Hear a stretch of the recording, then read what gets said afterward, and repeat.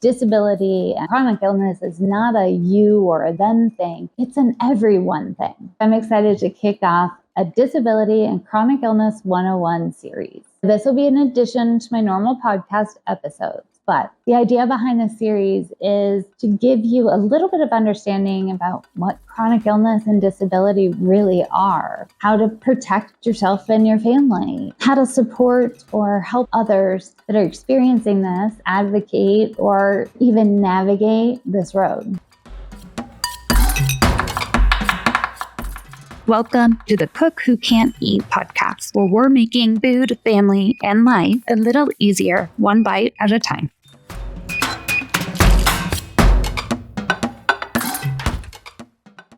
Hello, friend. I'm so glad that you're here. I have a question, and I want you to think about it before you answer. Do you think that chronic illness or disability has anything at all to do with you if you're not personally experiencing it?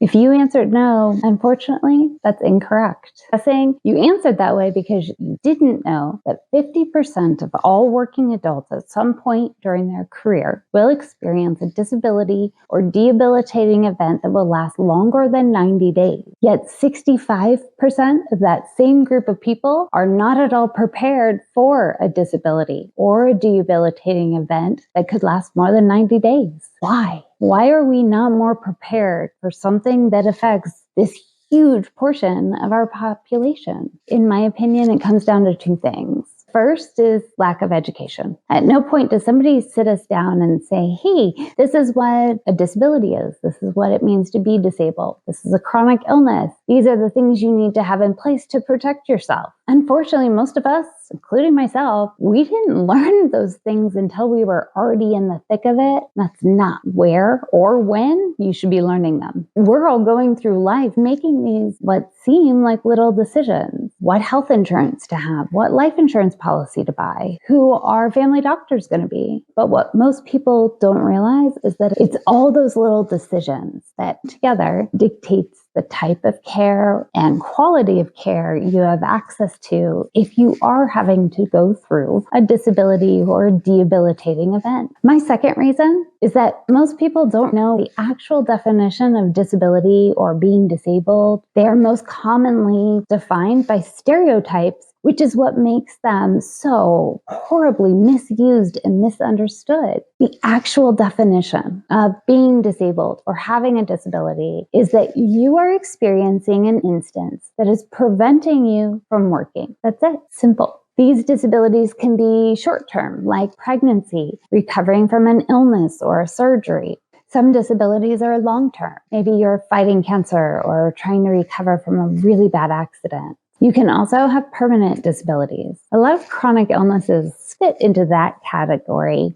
MS, Parkinson's, neurological or muscular dysfunctions, things of that nature. You probably heard my examples and you're thinking, wait a minute, pregnancy or healing from an illness or surgery, those things aren't disabilities, but they are. This is why it affects such a huge portion of our population and why even more of our population is not at all prepared. If you're put on bed rest for your pregnancy, that's a disability. If you had really bad pneumonia and your recovery is going to take 4 or 5 months, that's a disability. When we can get rid of the stereotypes and look at the real definition of disability or being disabled, we start understanding how common debilitating events really are in our own lives and the world around us. That plus education is how we protect ourselves and our family. Now, if you follow me on Instagram at Well Blended Life, you know I've been dealing with a few heavy paperwork of life things. I haven't shared because I wanted to make sure I had all the information so I could give you a full picture. I sat down to record the video. However, I was having to explain so much that the actual message, the thing that I need you to know and understand in order for you to protect your family,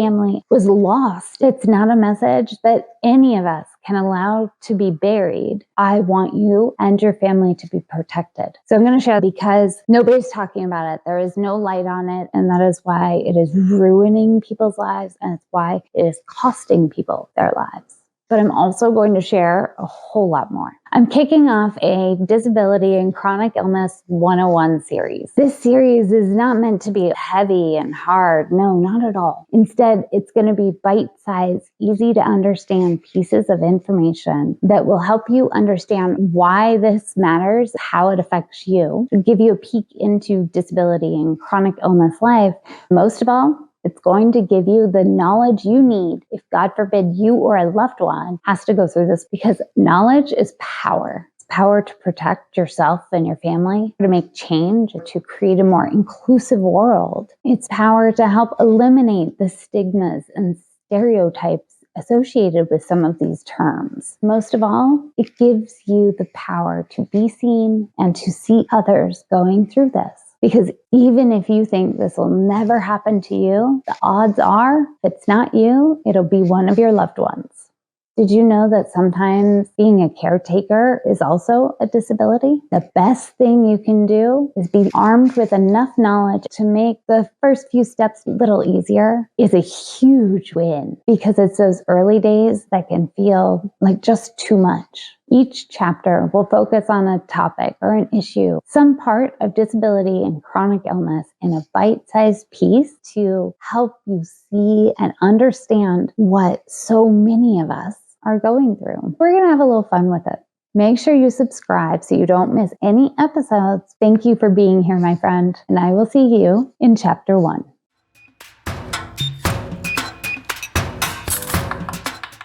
It's okay to admit it. We all love a warm chocolate chip cookie straight from the oven. If we're going to talk about disability and chronic illness, wouldn't the conversation be a little more yummy with a cookie straight from the oven? And the only thing that will make it sweeter is the fact that you don't have to make a new batch every time you want cookies. In one bowl, sift together your dry ingredients. Add your room temperature butter and sugars and beat those until it's light and fluffy. Then one at a time and mixing in between, add your eggs and vanilla. Slowly add in your dry ingredients and mix until just combined. Finally, you're going to mix in whatever kind of chocolate chips that you and your family love most. In order to enjoy these cookies whenever you want, you're going to need to freeze your dough. I have found the easiest way to do this is to take a cookie sheet and I line it with parchment paper. Then I separate the dough into individual balls, place another layer of parchment paper on top, and then I wrap it all in plastic wrap. I place the whole thing in my freezer for about 24 hours. I open it up, then you can take all of those cookie dough balls and put it into a large Ziploc bag. Now, whenever you're ready, grab however many cookies you want, bake, and enjoy. The recipe is available in the YouTube video or in this episode's show notes. Thank you for being here, my friend. I'm so glad you were able to join me. Don't forget to subscribe on your favorite podcast platform, because you're not going to want to miss the next episode where we're going to talk about how soiled in a season can start to feel more like you're trapped in a shitstorm.